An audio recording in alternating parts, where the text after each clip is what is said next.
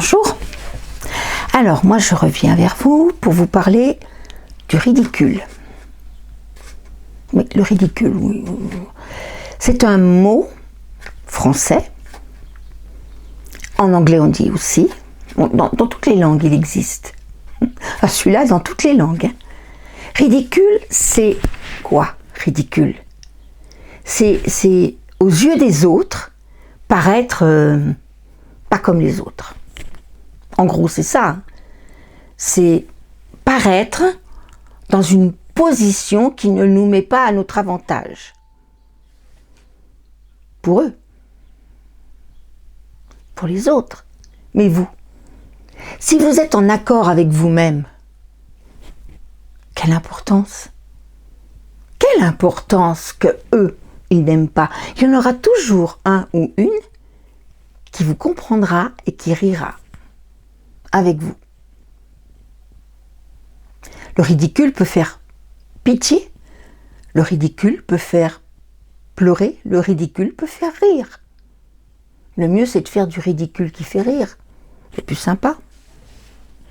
L'important, quand on fait quelque chose qui va paraître ridicule aux autres, il faut être en accord avec soi-même. Par exemple, une femme qui monte les escaliers des églises à genoux pour aller jusqu'à la statue de la Vierge.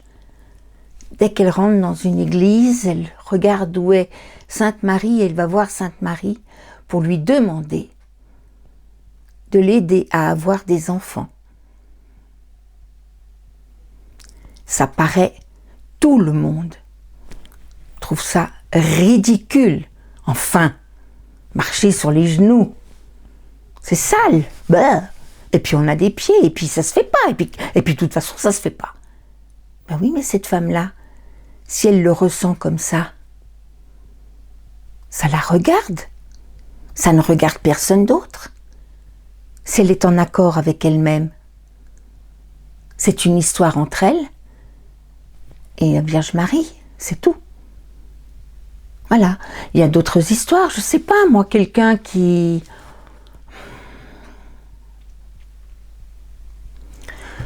Vous connaissez certainement des moments où vous avez, pour vous, vous vous êtes dit, je suis ridicule. Non. Ridicule aux yeux des autres. Mais les autres, qu'est-ce que vous en avez à faire des autres? S'ils ne vous comprennent pas, bah tant pis pour eux. Vous êtes en accord avec vous-même. Vous, ça vous apporte quelque chose de bon. C'est l'important, non? Vous savez, comme je vous l'ai dit, on est toujours seul dans sa vie. Mais on n'est pas franchement seul, parce qu'on a notre ange gardien quelque part, là. Sa petite voix qui dit « Allez, allez, allez, tu peux y aller, tu peux y aller, tu peux y aller. » Puis il y a l'autre ange qui vient des forces du mal qui dit « Non, tu peux pas, tu peux pas, tu peux pas. »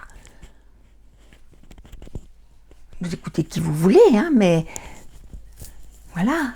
Et puis, donc, être ridicule, tout est relatif. Rappelez-vous, c'est Molière, les précieuses ridicules. Bien oui, elles étaient précieuses. Oh, vous êtes... Oh. Bah oui, mais c'était la mode, c'était comme ça, elles étaient contentes de le faire. S'en fichaient, quoi. Oui, elles étaient rigolotes surtout. Moi, je trouve que quand le ridicule porte à rire, c'est sympa. C'est très sympa. Donc, rappelez-vous de ça. Le ridicule ne tue pas. Moi, j'adore faire les poubelles. J'adore. Quand je promène mon chien, je regarde. Si quelqu'un a posé quelque chose sur une poubelle, je regarde ce que c'est, je prends. S'il ne le veut plus, je prends. Soit je le mets dans les affaires pour les personnes qui n'ont rien, soit j'en tire quelque chose, moi. J'en fais quelque chose. Voilà. On me dit, c'est ridicule. Oui, pour toi, pas pour moi. Ma plante verte, elle est contente d'avoir une jolie corbeille blanche. Bah ouais. Je vois pas où je gêne. Par exemple, on avait un chat, nous, à la maison, qui s'appelait Monsieur Boule. Monsieur Boule, nous, on l'appelait Moumoune, et puis elle s'en fichait. Enfin, elle s'en fichait complètement, hein, d'être une fille ou d'être un garçon. L'important, c'était qu'elle était... On l'aimait. Et bien, quand j'ai annoncé que c'était un garçon, que c'était pas une fille, il y en a qui se sont horrifiés. Oui, bah, s'ils veulent. Non, c'est pas ridicule. Ce n'est pas ridicule. Moi, on peut bien m'appeler René, je m'en fous. À partir du moment où on m'aime, je m'en fous. On peut bien m'appeler monsieur, je m'en fous. Monsieur, madame. C'est à la mode, ça, d'ailleurs. Hein. On n'est plus ni un homme, ni une femme. On peut être une armoire ou un ange. Non, non, quand même pas à ce point-là. Mais il y a des limites. Mais rappelez-vous de ça. Le ridicule ne tue pas. C'est une des premières choses à savoir ça, déjà. Parce que si un jour la Vierge apparaît et que vous prenez un air béatifié, ridicule, eh bien vous saurez, non, c'est pas ridicule.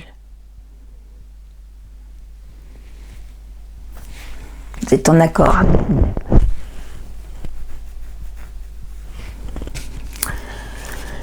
Et je voulais vous parler aussi d'autre chose. Je voulais vous parler de l'ego. On a tous un ego. Un ego, c'est quelque chose qu'on se fabrique. C'est souvent un ego protecteur, pas un ego de... Non, mais un ego protecteur. Et puis si, en plus, on vous a dit dans votre enfance, tu es merveilleux, tu es le premier, tu es le meilleur, alors là, ça donne un ego qui rend fou. Ça rend fou. Mais un ego protecteur, on l'a fait au fur et à mesure de notre vie, des coups qu'on a pris. C'est normal. On en a tous un. Alors moi, j'avais tellement travaillé sur mon ego de protection que finalement, j'en avais plus. Donc, dans l'histoire que je vous raconterai après, j'ai pris tous les coups possibles et imaginables, mais non, ça me faisait... Bon, je veux pas vous dire que ça me faisait plaisir, non, mais je me disais, c'est le plan, c'est fait comme ça, c'est étudié comme ça. Voilà, c'est comme ça, je prends, voilà. Et puis je me suis aperçue quand même que trop bon, trop con. Au bout d'un moment, faut se refaire un ego protecteur. Parce que avant de travailler sur mon ego, j'en avais un, moi, d'ego. Je n'acceptais pas tout. J'avais même un gros ego. Je n'acceptais pas ceci, je n'acceptais pas cela, je n'acceptais pas qu'un homme me fasse ceci, que fasse cela, qu'il ne me fasse pas ceci, qu'il ne me fasse pas cela. Donc ça ne pouvait pas marcher, hein, ça ne marchait pas, hein, jamais. Et puis j'avais travaillé sur mon ego, et puis là je suis tombée sur quelqu'un qui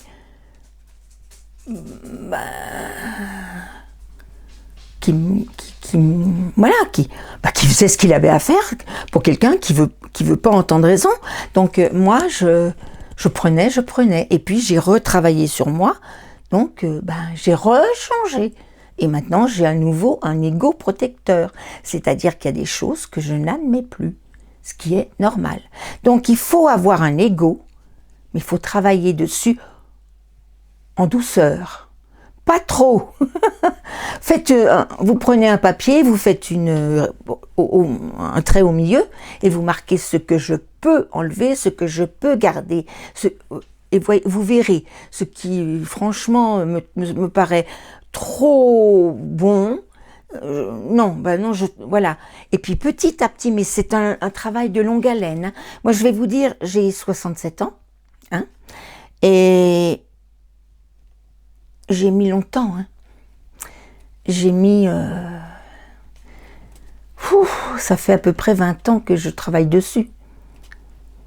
Ouais, c'est 20 ans qui ont passé très vite. Hein. Ça passe très vite le temps.